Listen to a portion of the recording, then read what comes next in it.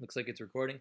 So, like I said, if you guys have any questions at all, just feel free to stop me and ask the questions. If for whatever reason you have a question unrelated to what it is, whatever function or whatever tool I'm covering in that moment, feel free to save it for the end. I'll have time to answer whatever questions you guys have about the project or whatever.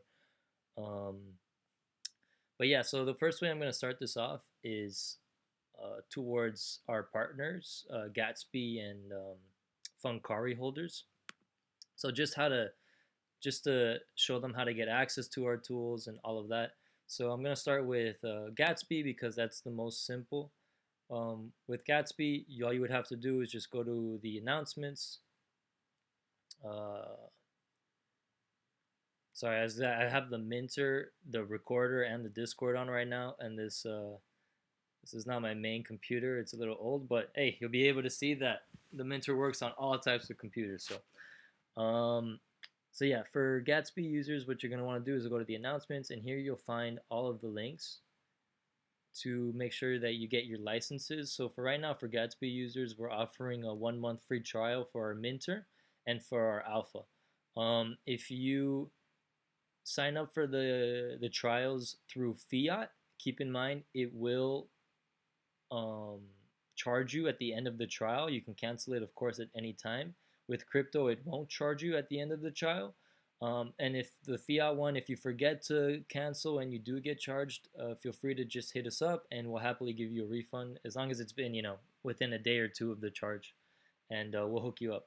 So yeah, that's basically it. Once you go to these links, um, you end up seeing something like this to this end. You're going to go ahead and this is the same for the Funkari as well. You're going to go ahead and sign up here, and you're going to put your name, your email address. You don't have to put your real full name. There's no way for us to confirm that. Go ahead and put whatever you're comfortable with, and hit claim now. And it should just link you straight to the Discord and give you the roles needed to access the channels, like the download links, the tutorials, the support channels. Um, but yeah, just that's all you would need to do for the Gatsby end. If you have any issues, of course, feel free to open a ticket. And for Funkari, basically the same idea. We have the two links posted in the Claim Access channel, and you're going to go ahead and same thing, claim your license, and these are going to be the 2 pages that you're met with when you do that. After you've claimed your license, one thing to keep in mind is you should be able to go ahead and just click on this little button right here, claim now, and it should just direct you right back to the Discord and give you the roles. It won't give you any sort of confirmation, oh, you've been given this and this role. You'll have to go ahead and maybe just type hi in the general chat or whichever chat and just check the roles that you have, and you'll see whether or not you have the Minter access role or the Alpha access role. Keep in mind, for both Funkari and Gatsby, we're only offering access to the Minter and the Alpha, not the extension. I've been seeing some confusion there. So the idea is after you've gone through that process and you have your roles, you're going to go ahead and go to the Primate Discord, and then you'll be given access to these channels right here. And we put a disclaimer right here for the Minter, but make sure that you download not this one. This is the Platinum Tools. A little misleading. We're gonna be renaming this soon because really this is our main tools right here. Because yeah, it's called Platinum Minter, but as you're gonna see in a few moments, the Minter is a lot more than just the Minter. Um, Whereas the Platinum Tools is just an extension that really works well with the Minter in terms of quick tasking and all that type of stuff. I'm not going to be covering that today just because this specific video is more targeted towards Funkari and Gatsby and all of our partners and stuff that don't get access to the extension. But in the future, I will be holding more live setup guides and AMAs like this, and I can go more in depth into this. It's really not that complicated. The Minter is. So we're going to be covering that today. So yeah, after you've downloaded it, here Mac, Windows, you can go ahead and um, access the tutorial guides, the video guides, and all that type of stuff. And if at any point you have any issues setting up, you have the support chat here. But honestly, this video is probably going to cover everything that's in this anyways, so probably won't even need to check it out. But yeah, and another thing to keep in mind is this right here, the node access. You're going to be able to plug in your node into the Minter, specifically on the settings page right here in this mainnet connection endpoint. I'll come back to that, but yeah, you're going to first make sure that you copy this entire URL as is. And in this part right here, where it says Platinum License, you're going to input your Minter license that's given on this page after you're given the license. And after you're given that license, you plug that in right there, and boom, you have access to the Platinum node. You copy this entire thing together, and you would do something like this, and you would erase this part right here, plug in your license. Make sure not to include these two little things that are here. That little part right there, make sure not to include this or else the node won't work. You just plug in the license, and with that we'll get into the Minter because you're going to be using that in the Minter. Hey, what's up, man? I got a Dr. Juice. Yeah, I got a question, man. So for this node access, for some reason it said, like, I remember one, it had like, replace the last part where it says platinum license, but it said wallet address. So yeah. So is that the license, or do I need to get another license code from somewhere else?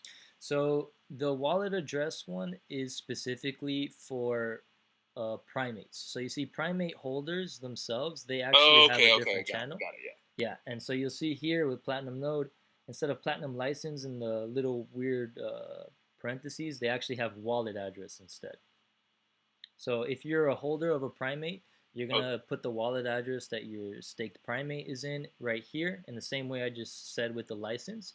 But obviously, the Funkari and the Gatsby holders, they have licenses instead of wallet addresses. So yeah, you would put your license, not the wallet address that holds your Funkari NFT or your Gatsby NFT or something like that.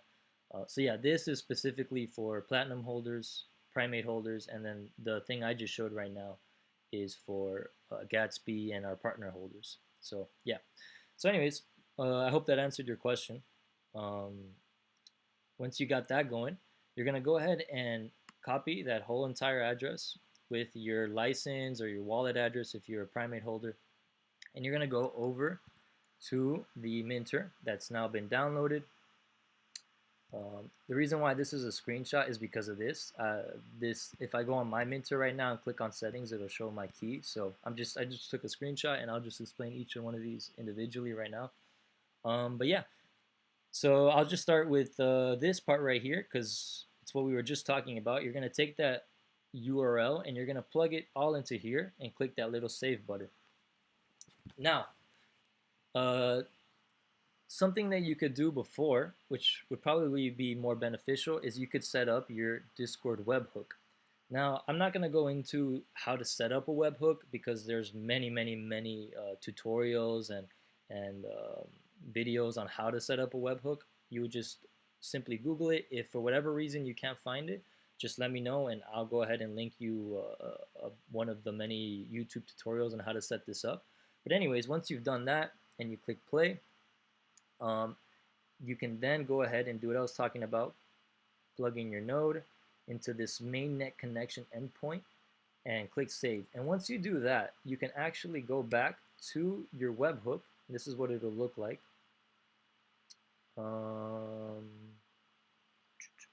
Got my webhook right here.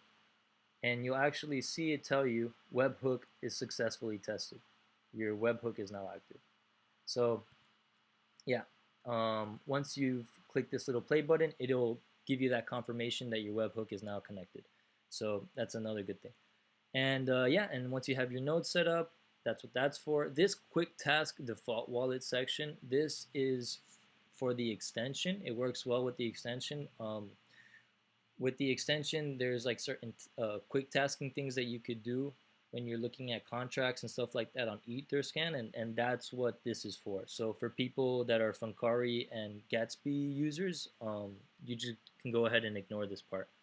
Um, Now, for these two parts right here, this is more for people that are, I mean, more experienced with coding and stuff like that, because what this allows you to do is kind of diagnose issues that have happened with the tasks, but they'll really show you much more complicated, like the code part of it, instead of just the basic error message that usually is what users just need to give us.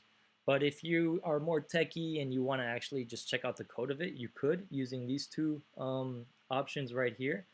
And yeah, that's what that's for. You would put this on the test net, which basically allows you to just um, get off of the main net. And yeah, it's something way more techie. But basic users that are just trying to mint, snipe, bid, manage their NFTs, they'll never have to look at this. And most of the time, when you ever encounter an error for whatever reason, you'll get that in your webhook if it's basing off of a task or a sniper, or in the actual minter on the task. It'll show you an error. I'll show you this later, and you'll just click, it'll copy, and you would just send it to us in the support chat, and we'll go ahead and diagnose the issue for you. But yeah, that's what these two things are for, diagnosing issues, but you can just ignore this.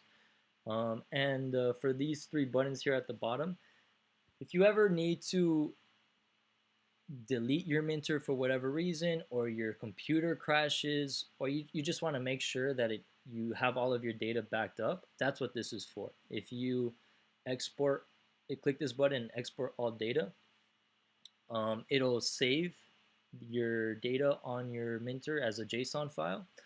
And yeah, if you ever re-download the minter, you'll have all of your wallets and everything just right there ready to go.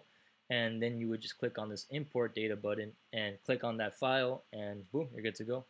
And this is pretty self-explanatory. It basically resets all of your data to scratch in your minter, all of your wallets, all of your tasks, etc. So yeah, this is the beginning, the settings page. And now I'll go ahead and go into the actual minter, and we'll start from the bottom to the top.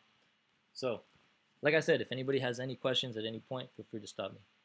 So for the calendar, Yo, yeah, what's up, man? so I got another question. So for this minute right now, this is a like an external application that you have to download, right? Our external program. Correct. In the future, will it be integrated to the dashboard version, or should we always, you know, look to do mints from that program? The minter itself will always be a software that you download. Okay. The extension, which is what I think you're referring to when you're saying dashboard, right? Well, I actually am talking about Goliath tools. Goliath, like, will it be included in Goliath? Yeah. Yeah. So I was gonna say that next. The extension is web based, and it so will be Goliath. Goliath will all be on a browser.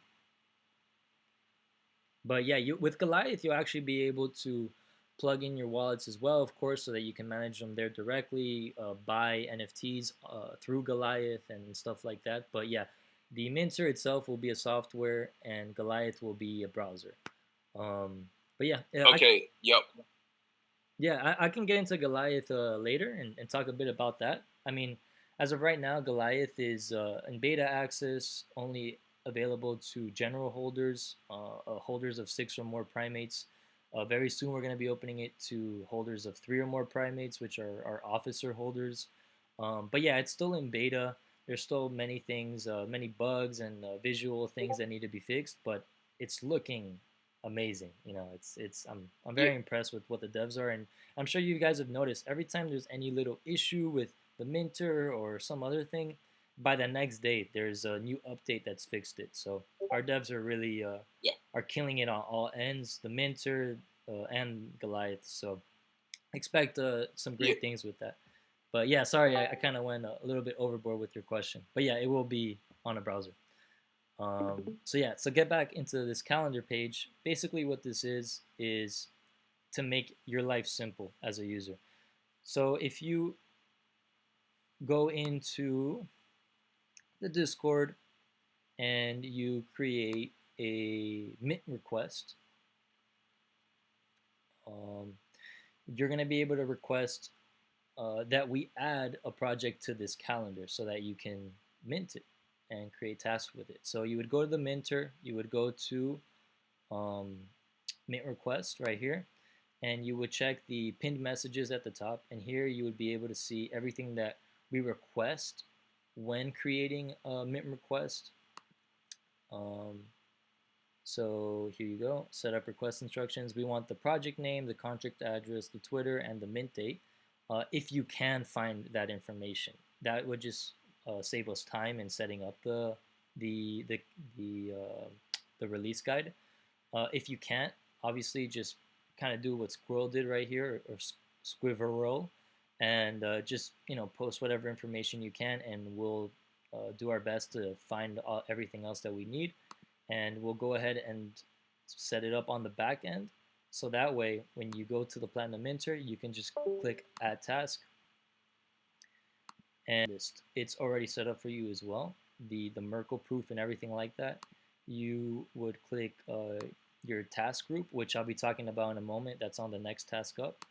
You click Next, and here we see our gas, how we want to set up our gas. So with Smart Gas, what this basically does is we fight other people's gases, and you won't have to worry about um, setting a gas manually, and basically what you have to do is just put the maximum amount of ETH you're willing to risk, and we as a bot will fight other bots, other users, to make sure that the transaction goes through up to whatever your risk is willing. So keep in mind, this maximum ETH is the maximum amount of ETH you're willing to spend, including the price of the NFT and the gas. So for this NFT, the mint price is 0.0 plus your gas. So let's say 0.038. Okay, that's 0.04.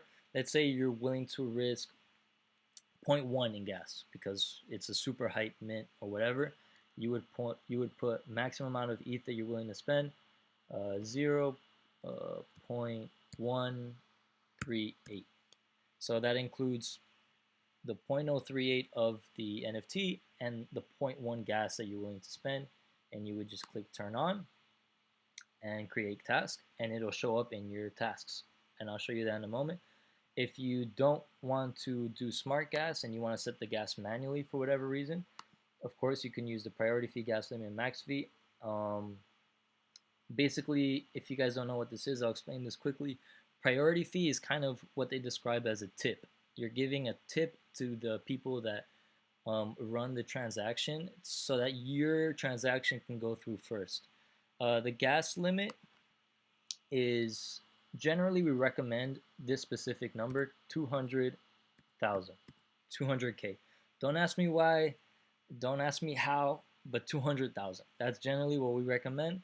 Sometimes projects beforehand will recommend gas limits themselves. I saw a project the other day that recommended a gas limit of 240,000. So in that case, you would just go ahead and put that limit in there. But otherwise, you're generally just going to put 200,000. And then the max fee is gas calculator that you can use. And I'll just show you how this works real quick. Say the mint price is going to be 0.5. You would once again set the gas limit to 200,000. And your way, you can kind of just start messing around with this and really just seeing what you're comfortable with. So right here at a priority fee of 0, so no tip, and a GUI of 100, you're looking at risking 0.52. But you'll see as we start messing around with the priority fee, the gas will start to go up. And the closer you get to matching it, the higher the fee will go. And this is basically how you can as much as possible assure that your transaction will go through. So another way to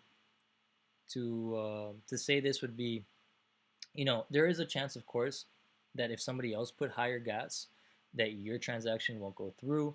And the thing with the priority fee is it'll increase the amount of gas that you actually lose, but it's a double-edged sword. It also increases the chance that your transaction goes through. So that's why we've added this smart gas option, just to make it a lot simpler for users when kind of trying to determine what gas to use. If users ask us, we'll usually say, it's really up to you and your risk tolerance. We'll give a recommendation on what gas to use, but really it's up to you and your risk tolerance. It If your transaction does go through, it would only use the maximum amount of gas needed. So if your settings were like this, it's not 100% to say that you'll lose 0.54. You might lose less and the transaction will go through, but this is the max amount that your transaction will cost, given that. So yeah, you can go ahead and set that in manually, but I'll just go ahead and show you guys how the smart gas looks once you added a task. And one thing that the dev wanted me to mention is that keep in mind this is still experimental, which is what I think this E is for. So yeah, keep that in mind. This is a new thing that we've just added, and we're still working out the bugs on it. But from what we can tell, it's fully functional. One thing I need to mention is if you leave it at 0 and you don't put any max here, it will use whatever is required to mint the transaction, meaning it can get very costly very quick. If you have an endless wallet, tons of ETH, and no matter what it costs, you want to mint that, leave it at 0. But most people have a risk tolerance, so go ahead and put that in here. And yeah, so let's just say I say the maximum amount I'm willing to lose is 0.5 ETH. I would select the wallet, and yeah. Okay, something to mention here is this, right? The flashbots. What is a flashbot? So the way I was explained to it is because I don't have a tech background, but I've gone through these features millions of times, so I can explain it to people in layman's terms, which is the way I was explained to it. So the way Flashbot works is, to make it simple, it makes your transaction slower, but if your transaction fails, you won't lose any gas. But the way to combat the slower part is to actually raise your gas. So if you had one transaction without a flashbot and one transaction with a flashbot on, the one without the flashbot, if it fails, you're going to lose some gas. If the one with the flashbot, if it fails, you're not going to lose gas. But with the flashbot on, you would want to increase the gas more than if you didn't have it on, in order to kind of keep the speed equalized in that sense. So it's kind of like a fail safe. It keeps you from losing money. And I'm going to bring this up again when we talk about the sniper, because with the sniper, if your gas isn't high enough, then obviously some other bot or some other bot will out snipe you. And when you turn the flash bot on, it saves you from losing money in that failed transaction from when you tried to snipe. But once again, same idea, same principle. Slower transaction, but a fail-safe from losing any money on a failed transaction. So yeah, so that's what that is. I'm going to go ahead and create the task, and we'll take a look back at that once we get up here. So just keep that in mind. So now moving on to the management tab. I'm sure many of you guys noticed that we just released a new version today, and the idea with that is to make the filtering a lot simpler. You can filter by collection name or the address of the collection. So the idea with this is, let's say you just minted a project, but the project had a max of 1 NFT per wallet. So you generated a bunch of wallets within the minter, which I'll show you next, and now you have 100 different NFTs and 100 different wallets, but you want to list them all at once. Well, that's what this is for. Generally, you can also transfer NFTs between your wallets, but that's what the main idea of this is. If you click none in both of these, it's going to load all the NFTs that you have in all of the wallets that you have in your minter. But as I'll be showing you soon, you're going to want to click a wallet group and whichever wallets you want to load. And if you click none, it'll just load all of the wallets in that wallet group. And you're going to click load and it will do so. The idea now is, let's say I want all of the NFTs that are called, here's one NFT that I minted the other day that went to zero. This one. So you can see this NFT is in uh, in different wallets, right? I have this one in this wallet and this one in this wallet, but I can click on both of them and I can actually list them both at the exact same time. Um, and once you click on list, you're going to see that you can choose the listing price, you can choose the expiration, and you can choose the marketplace. We currently support OpenSea, X2Y2, and Blur. And that's it. You click list NFTs and it'll go ahead and list them all at once. So you can imagine how useful this is when you're mass generating wallets, mass minting NFTs, and now it's like, okay, now I have all these NFTs and I want to list them all. Um, but that's what this is for. Now you don't have to waste a bunch of time going through each single profile, each single wallet, list. You can just do it all at once. So that's the main idea of this management tab.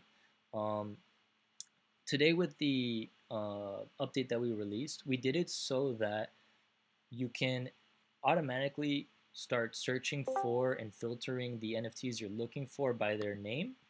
But this other data right here is being loaded secondary. Right now I'm on a slow laptop on pretty okay-ish internet, so that's why this hasn't loaded yet. But you'll be able to see your profit and your losses, the listing cost on other marketplace, and how much it would cost for you to break even, what price you need to list this at in order to make a profit, or to break even rather. But yeah, so in the past we had it that this data would have to load first and then you would be able to filter. But yeah, now we have it this way, which is obviously much more beneficial for quick listing and stuff like that. So yeah, that's the management page. And of course, transfer NFTs is kind of self-explanatory, but I'll go ahead and show that real quick. You would select the wallet that would be receiving the NFTs, and that's it. You would transfer the NFTs.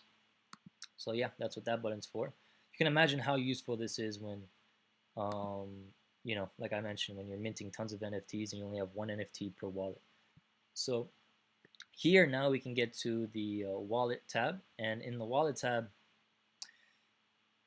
you're gonna see the first thing you're gonna have to do when you come to this page is create a group.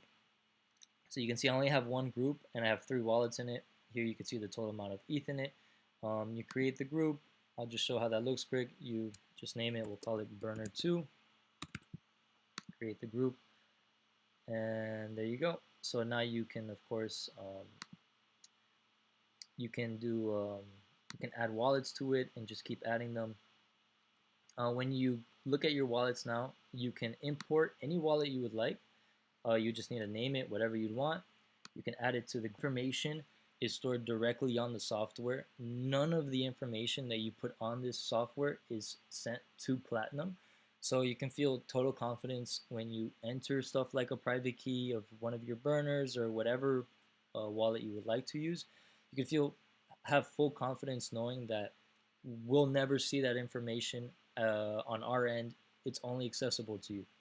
So yeah, but if you would like, you can also generate wallets. If you would like, you can generate, I mean, right now we have it set, so you could literally generate 1,000,000 wallets at once if you wanted to.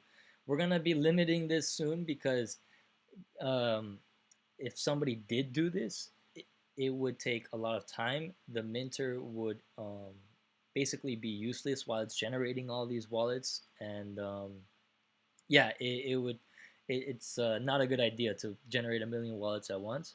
But I'll go ahead and just generate one wallet real quick so you guys can see how that looks. It's generating the wallet, and boom, that's it. You have a wallet with a whole Ethereum address. If you click on it, it copies it to the clipboard.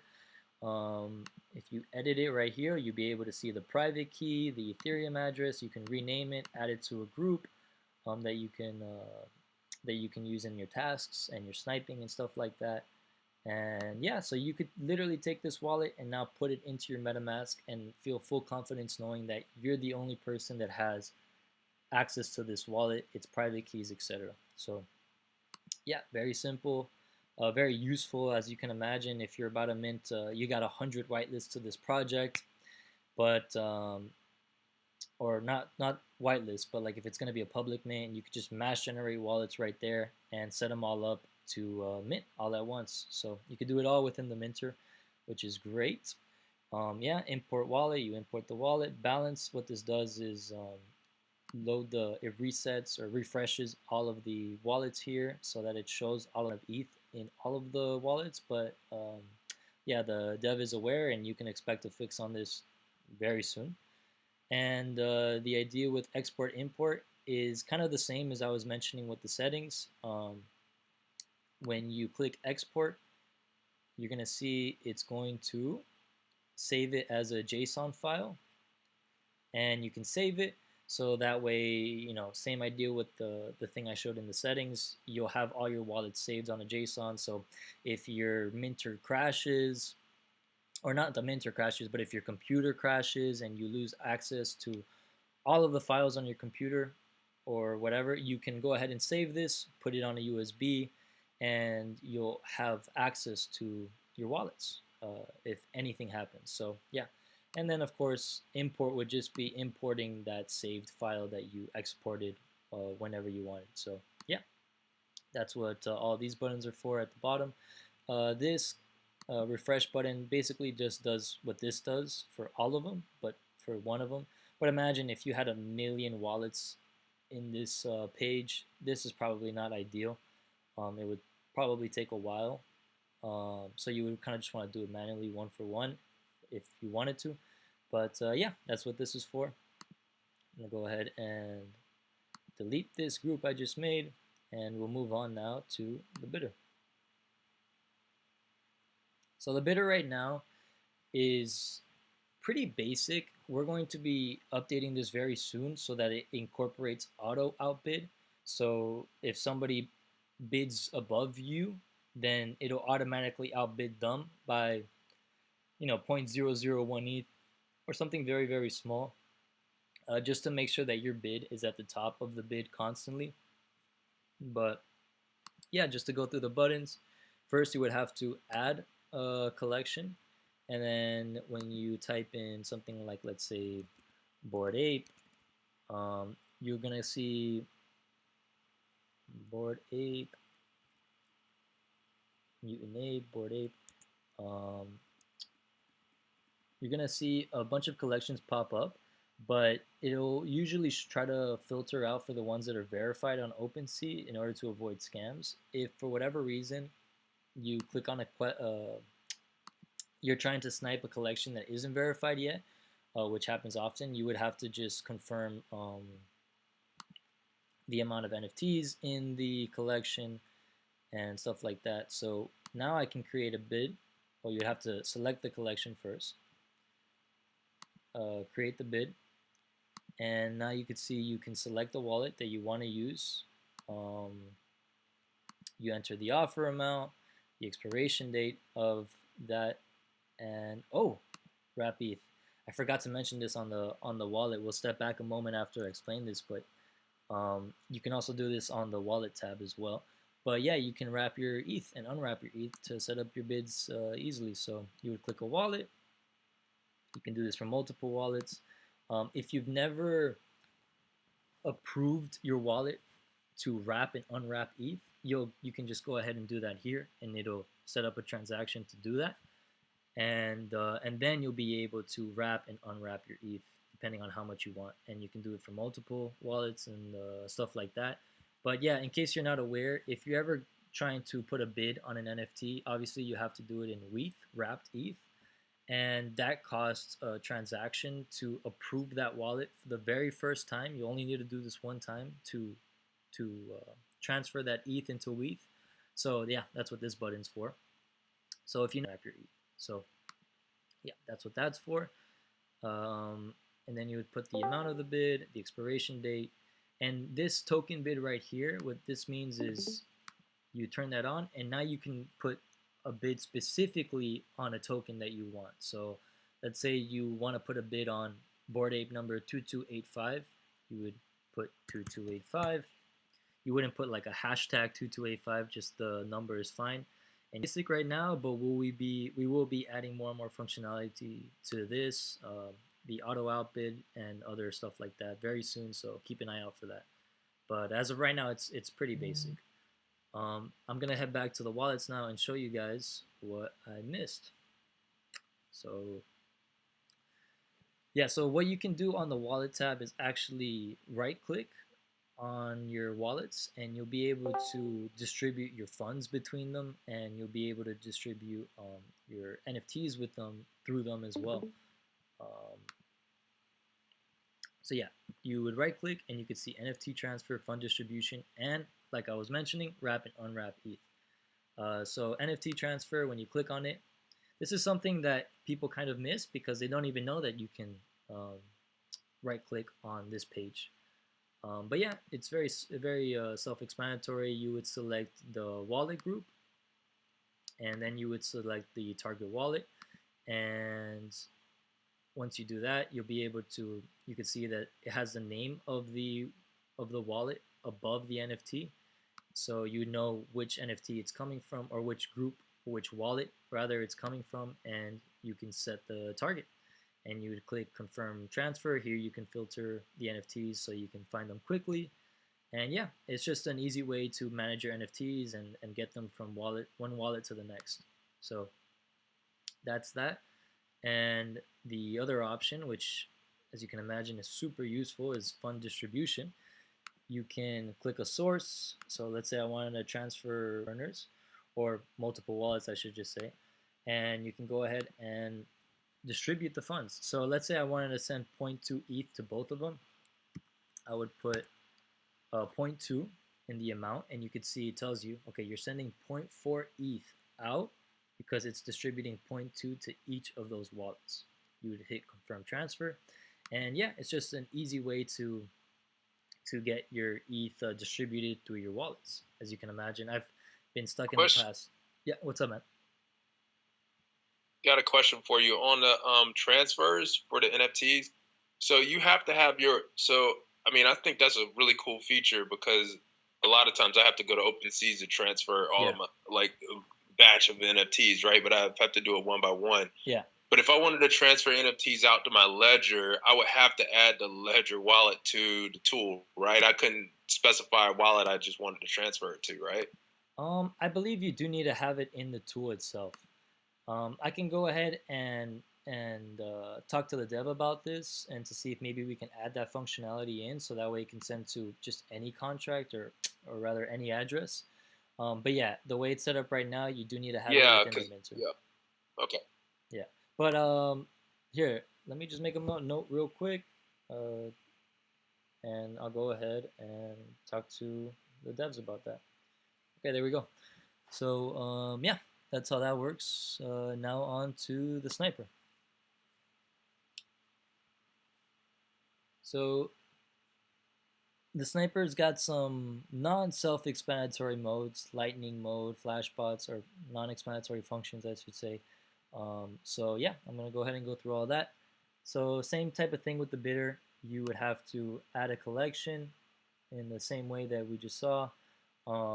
Once you add the collection, you would search for it. So I'll go ahead and just search for Bored Ape or something to that effect, and you can select the minimum amount of price that you want to snipe for and the maximum amount of Ethereum that you want to snipe for. Now, I don't know, I spoke to the dev yesterday. I don't even know why this is an option, because who doesn't want a free Bored Ape? But yeah, it is. It just gives the user more flexibility to control exactly what they're looking for. So yeah, you would this is an Ethereum, by the way, so max price 100 ETH, the amount that you want to snipe, and yeah, you would click add, and it would pop up like this. So when it pops up like this, what you're gonna see is auto snipe, lightning mode, and flashbots.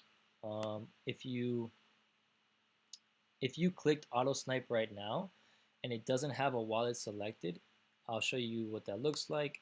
But basically, it's just going to give you errors saying you don't have a wallet selected. See, no wallet selected for this NFT collection. So you have to first go to your wallets and pick the wallets that you want to snipe with. So yeah, I would click one, and it would begin. You can click multiple wallets and snipe from with multiple wallets and stuff like that, just to make it easier and distribute them. But yeah, that's what would happen once you click auto snipe. These are your gas presets. So this is basically where you're going to be competing with other bots right here. And um, it's really up to you and your risk tolerance. Snipe just failed, obviously, because I don't have 65 ETH in that burner, so it just failed. Now, when you get a failed transaction like that, it should go to your webhook and show you exactly what was the problem and the transaction and stuff like that. But because I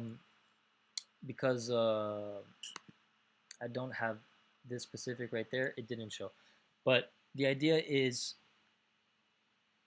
uh, yeah, you would have to mess around with your gas, and really, it's up to you how confident, how high your risk tolerance is, and what you're willing to snipe at. And if you start getting failed transactions, you can start raising the gas higher and higher. But here's the problem, right? And this is where Flashbots comes into play. If you get a failed transaction, you're gonna lose gas, right? Just like with any other failed transaction. But this is what Flashbots is for. So with Flashbots on, you actually won't lose gas now for a failed transaction. But the problem with Flashbots is that there's a caveat. With Flashbots, you won't lose gas if the transaction fails, but the transaction is slower now. Now, the way to make up for that slower transaction would be to just raise your gas. And it would be as fast as a transaction it's competing with at a lower gas. But the idea here is it's kind of a double-edged sword in a way. So it saves you from losing gas on a failed transaction, but it also requires more gas for the transaction to go through versus a transaction that doesn't have flashbots at a lower gas setting. I hope I explained that clearly, but just to make it simple one more time, basically it stops you from losing gas on the failed transaction, but it's a slower transaction, so you got to raise your gas to make up for that lack of speed. But yeah, that's what flashbots is. So obviously, when it comes to sniping, ideally you want the flashbots on, because when you're sniping and you're trying to catch a fat finger, you're gonna be fighting against other bots. Um, it's just there's other people trying to snipe the same thing as you, but it's the idea of, okay, who's paying the most gas now? Whoever's paying the most gas is gonna get the transaction through, and the people that didn't have enough gas are gonna lose some Ethereum, some gas cost. But now with flashbots on, you won't lose any gas, but you'll have to raise it up. So yeah, that's the idea with flashbots. So when sniping, you're just gonna want to have flashbots on. Keep an eye out to see if the transactions are going through. If they're failing, then come back here and raise your gas. And that's the idea with that. And now with lightning mode. The thing with lightning mode is it basically ignores all of the current listings that are on, and it only focuses on the listings that will be dropping from the moment that you turn this on. So this works really well with like a collection that just dropped and it's super hyped and tons of listings are coming through. If you turn lightning mode on, it will focus on all of those new listings coming through, and it'll actually snipe them before they're even shown on OpenSea as listed. Um, But that's the idea with this. It'll ignore past listings and just focus on the ones that are just coming in through in that moment and actually snipe them before they're even shown on OpenSea. So yeah, that's why when I clicked it, all of the current listings just disappeared, and now it's waiting for a new listing to pop up under the settings I had it on. So 0 to 100 ETH. Now when you click on a collection and you edit it, you'll actually be able to filter out for traits. You can actually click on this, and right now we only allow up to 2 filters, but we'll be working on adding more. But yeah, you can filter for certain traits and stuff like that that you're looking for specifically, and of course the minimum and the maximum price. And you can leave these 2 blank and actually just filter specifically for rarity. So if you're just trying to snipe only rares, you would put top 5 or top 1%. And then after that, you would just go ahead and click the edit button. And yeah, it'll add all of those settings in. And once you're done and you have your flash bots on, your lightning mode on, and you're good to go, you click auto snipe and it'll go ahead and start sniping. Now, like I mentioned, you don't need flash bots on. It will require less gas, but if the gas fails, then yeah, you'll lose that gas. Lightning mode, you don't need it on. These are both optional, but under the contexts that I just described, that's what they're for. That's the most useful. But yeah, just so keep that all in mind, and that's the sniper. Oh, sorry. The one caveat that I wanted to mention, right now there's a bug where you have to keep your minter on the sniper tab for the sniping to work.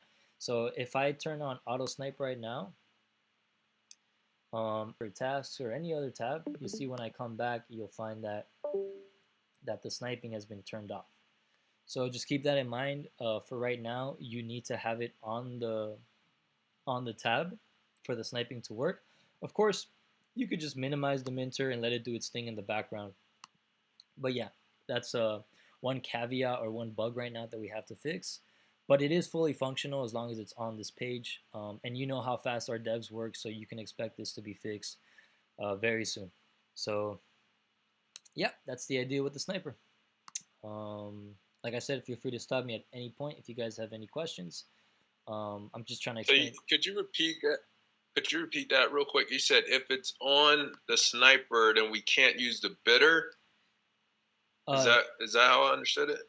No. So once you click sniper or auto snipe to get the sniper working, if you change tabs at any point, so I just kind of use the bidder as an example, but if you went to the bidder, the wallets, the management, calendar, settings, tasks, any other tab, then the sniping will be turned off. So in other words, okay, once you click this button, you need to stay on this tab for it to function. If it's off that screen, it won't work.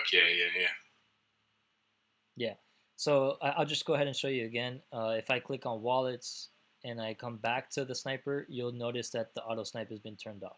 So you need to keep it on this tab for it to continue sniping. But this will be fixed very soon. So yeah, I'm just mentioning that now in case that causes any type of confusion. Yeah, but if we had a bid going or say some type of bid going, then it wouldn't affect that. It's just only affecting the sniper. Yes, correct. This is for the sniper. Yeah. Yeah, correct. Cool. Going back, that was a little. You never touched back that bidder at all, and just explain, because I still haven't been able to work out getting an active bid to be implemented. Yeah. So sorry, you kind of the quality is not too good. I can't really hear you that clear. But were you asking to explain the bidder again? Yeah. So I haven't been able to successfully get it to activate. And I'm not sure why. So I'm wondering whether you can just rehash a little bit on that bidder. Yeah. No problem. Well, like I mentioned, the bidder right now is very basic. We will be adding auto outbid and stuff like that. Sorry. Would you mind muting your mic just because there's some type of feedback right now that it's kind of cutting. Donut, would you mind muting your mic, please? I'm just gonna go ahead and mute him manually if I can. So are you saying that the bidding will soon be able to include traits as well? No, so the bidding will soon be including auto outbid. So basically, if you set a bid and another bot or another person outbids you, your bidder will automatically outbid them by 0.00001 ETH or something very small, just to keep your bid at the top of the list. If that Yep. makes sense. But Yep. yeah, so it's as of right now, it's very simple. You just add a collection, and then once you create the bid, you select the wallet you want to do. You make sure that it has the wrapped ETH, or you can just go ahead and wrap your ETH directly right here. The amount you want to bid, and if you want to bid on a specific token, you can just use that. So yeah, right now there's no filtering for which like how there is with the sniper traits and stuff like that. The only type of filter really is just putting in a specific token that you want to put a bid on. But I can go ahead and talk to the dev. Chances are that's probably already in the works, but I'll go ahead and add that in and talk to the dev about it. Definitely. Yeah, traits are going to be something that people are all going to want to try and bid on. There's always something that you're targeting, and you don't want to bid on the whole collection. You just want to be selective about it. 100%. Yeah. When you're in that create tab, you're just basically putting the max amount you're happy to bid on. That's correct? Yeah, exactly. So you have to select the collection first that you just added. Yep. And yeah, just basic. Pick your wallet. Yeah, select your wallet, select the amount. And an expire code. Yeah, it's very simple right now. Once we add the auto outbid, obviously there'll be a lot more use for it. And also in doing so, I'm gonna look towards adding filters as well. I'll talk to the dev about that. But, yep. So that's the bidder and that's the sniper. Now we get to. Are you multiple markets with that too? For the bidder? Because so that you can tap into some of these other new marketplaces. Well, in the wallets in the management page, as you saw, we do offer like mass listing to multiple marketplaces, but right now the bidder, I believe it's only OpenSea. I'll confirm with the dev, but I believe it's only OpenSea. I mean, it's like I said, it's very basic right now, but we will be adding more and more functionality to it and turning it into another beast like the rest of our tools. So yeah, be on the lookout for that. But yeah, so right now I've gone through setting, calendar, management, wallet, bidder, sniper. If you guys joined in late and missed any of that, it's all recorded. But at the end of this explanation, when I'm done with tasks, I'm going to go ahead and have an AMA, and I'll just be free to answer any questions you guys have. So I'll be happy to go over again some of the other stuff that I already went through. But yeah, so now we come to the granddaddy, tasks. So this is the task that we had created earlier from the calendar page. It's idle right now because I haven't started it. Once I start it, let's go ahead and start it. I don't have whitelist for that project, so it should just give me an error. And so you see, it's constantly checking. So when you guys come across an error in the Minter for whatever reason, all you got to do is just click on this. It'll copy to your clipboard. And you would head over to the support chat in the Discord and just go ahead and at me or at Willie, or don't even add us. We check this all the time. Post it in there and say, hey, I'm having this issue. And you'll be able to just go ahead and paste that right in. So yeah, just keep that in mind. If you ever get an error, you can just click, and it'll copy straight to your clipboard for easy diagnosis on the team's end. So yeah, I'm just gonna stop that because this guy is not gonna work.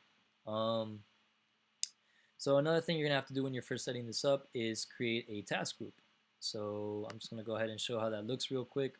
You would call it, for me, I use the Minter mostly with my burners, of course. So I just title it burner mint, and here you have your task group. And you just need that for when you're setting up any tasks. So just go ahead and add that in. But yeah, so now I'll be going through the buttons. So first we come to the big boy, create task. Now, I'm just gonna go ahead and say this. You're, as the user, 99% of the time, you'll never have to do this. You can just go to, as I showed earlier, the mint request, type in which project you want to mint, etc. And we, as the team on the back end, will come here and just add it directly to the calendar.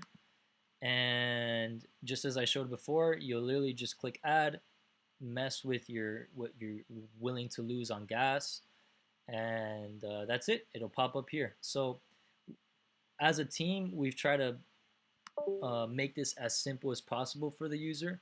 But in that 1% of the time where you do want to input all of this stuff manually yourself, I'll go ahead and show you guys how to do that. So there's I'm not sure if you guys know how to get the contract address of a project. Usually,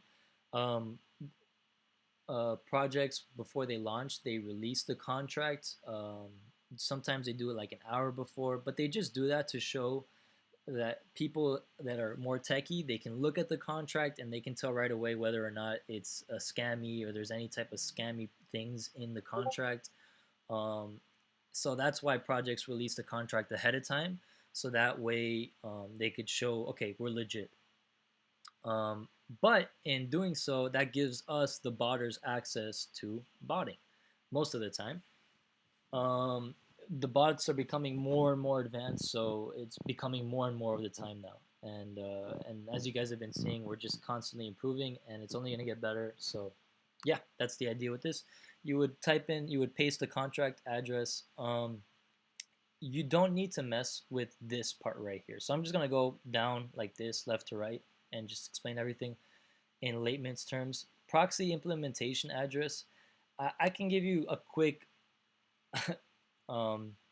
but basically what this is it's the address that the contract address is actually taking all of their functions from.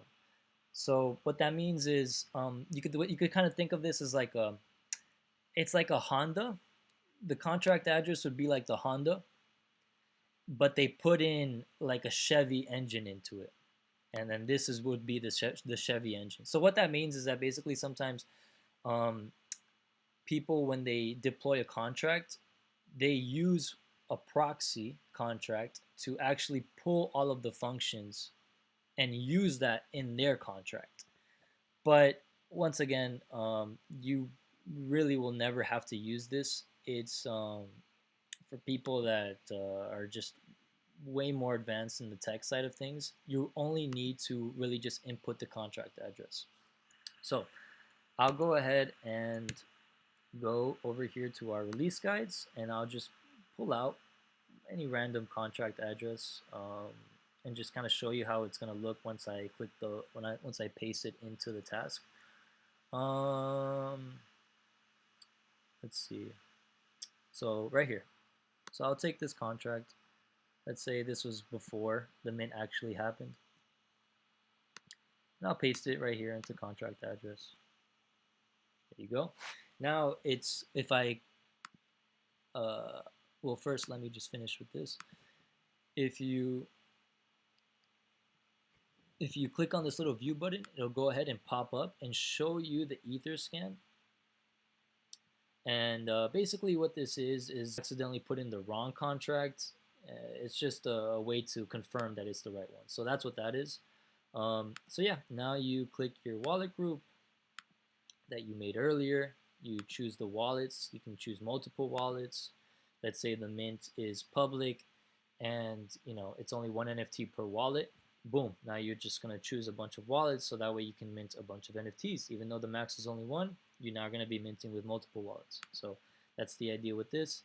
Now you would click the function.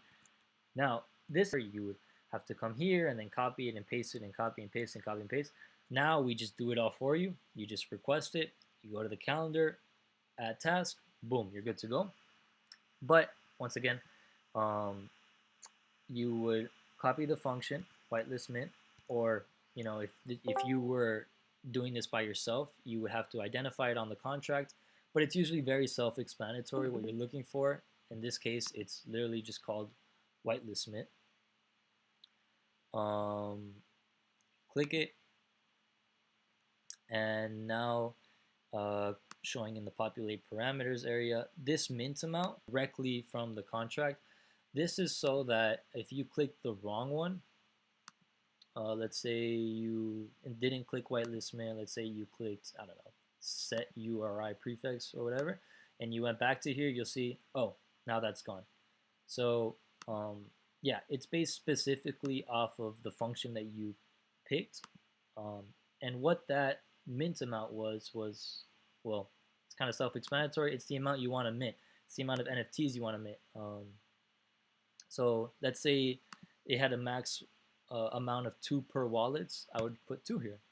Now this is the cool thing that we have going on right now, Merkle proof. You would just click this. I don't know if you guys were here before, but it was complicated to get the Merkle without one of the team members doing it for you. It required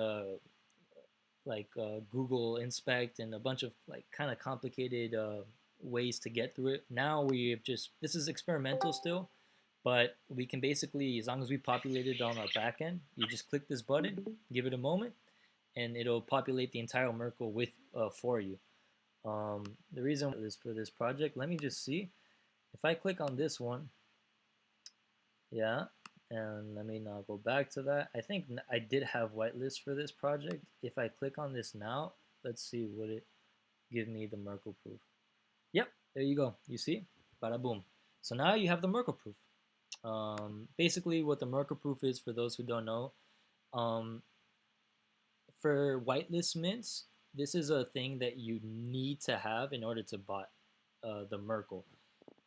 Once again, the team is going to provide this 99% of the time. For this 1% where you're going to be doing it manually, let's say you forgot to request the mint and the mint's happening in 5 minutes or whatever, 3 minutes, 2 minutes, not enough time, or you don't want to risk, the team. Usually we're 24/7. If you put the mint request in and the mint's happening in 5-10 minutes, we're going to help you get the configurations you need. Because we are 24/7, but once again, let's say the mint's happening in 2 minutes or whatever. Now you're able to get the proof yourself. So yeah, that's the idea with that. Payable, non-payable, and view. I spoke to the dev yesterday about this, and he basically told me 99.99% of the time it's going to be payable. These other two things are for other instances where you kind of have to click on something and you don't have to approve a transaction. It automatically just sends you the NFT. An example I have would be, I don't know if you guys minted this project, but a couple months ago, this project called mech.com minted, and you had to click on a robot on a website, and once you click the right robot, then it was gonna boom send you the NFT. That's what this is for. But that's not the case for 99% of projects. You usually just leave this in payable, and yeah, you're good to go.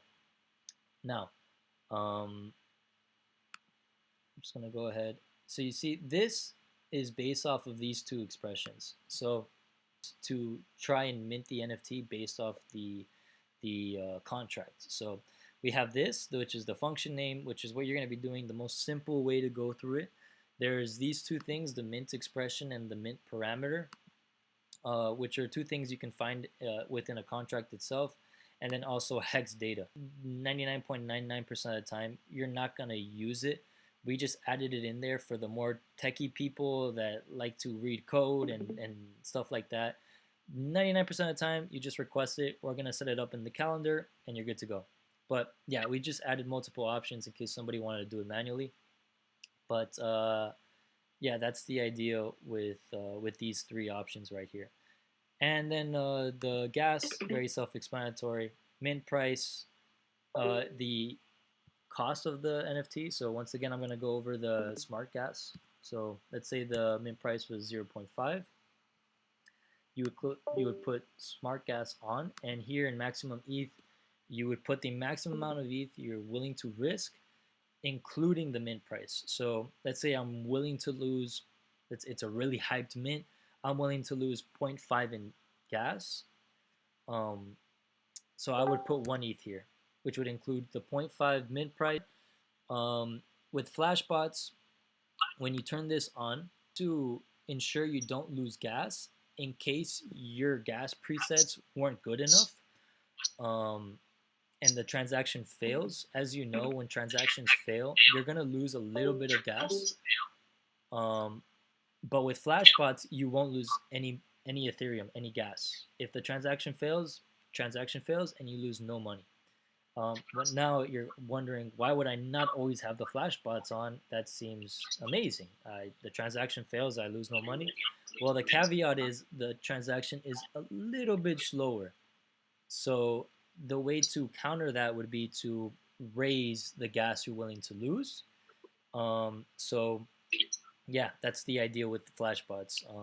It's a little bit slower, but it's a fail-safe against losing any gas. So the way to combat the slower transaction would be to just raise the gas. So that's the idea with the flashbots. And yeah, so you would, once again, you could head over to the gas calculator and calculate exactly how much you're willing to risk, and then just plug all those values directly into here. And get OS Launchpad data. So here's the idea with this drop slug. I'm gonna go to OpenSea right now and show you guys exactly how to do this. Can you guys make sure that your mics are muted? Somebody's kind of hot micing right now, but I'm gonna go ahead and show you guys exactly what that's for.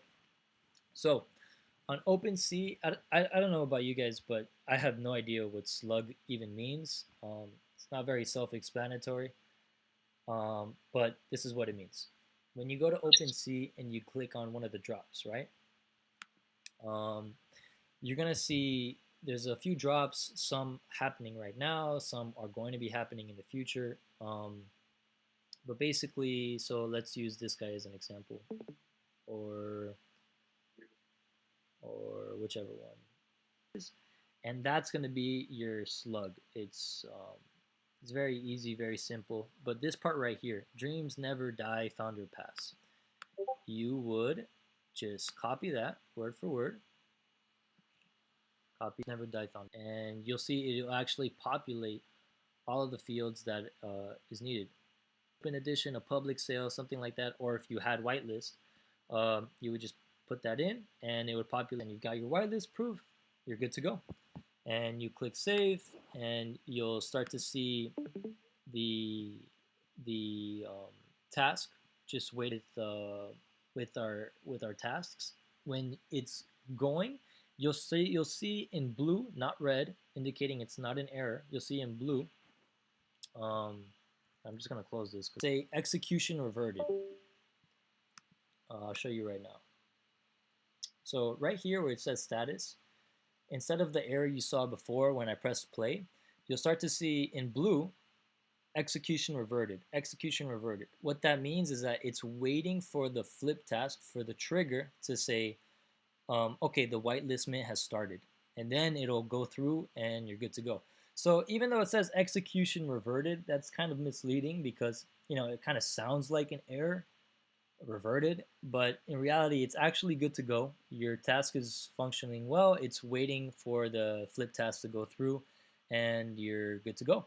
We're going to be changing the name of that very soon to make it very simple for the user to understand that, okay, your task is functioning as it should.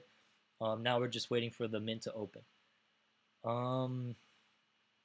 But yeah, and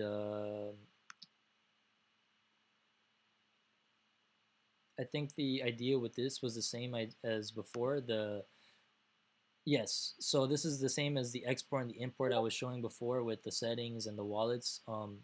If there's certain tasks that you want to save and or back up, and make sure that if for whatever reason you lose access to your computer crashes, whatever, you have it saved on a JSON file, and you can just save all of your tasks and then import all of your tasks. This is self-explanatory. It starts all of your tasks. 99% of the time, all you guys have to do is just go to Mint request in the Discord, request a project, and we'll populate it on the backend. But yeah. Sorry guys, let me know if I'm cutting off at all. I see my computer's a little bit slow right now between the streaming, the Minter, the screen recording, everything right now that's going on. But if I'm cutting off at any point, feel free to let me know and I'll repeat myself. But yeah, that's basically it. That's the entire idea of the Minter. Like I mentioned, 99% of the time, all you gotta do is just request it, go to the calendar, add the task, and you're good to go. And once again, if you see any type of error, you can just click on it. It'll copy it to your clipboard. You just paste it in the support chat, and we'll take a look at it for you. But yeah, guys, that concludes the setup, the all of the functions of the Minter, everything. And yeah, let me know if you guys have any questions, anything you want me to go over again. I'll be happy to. To say you're down to go anything over again. I mean, bro, that's what I'm here for. How do you set up the bot? The bot? Which bot? The Minton one. Oh, you got the video out. Here, I'm gonna go ahead and stop the recording.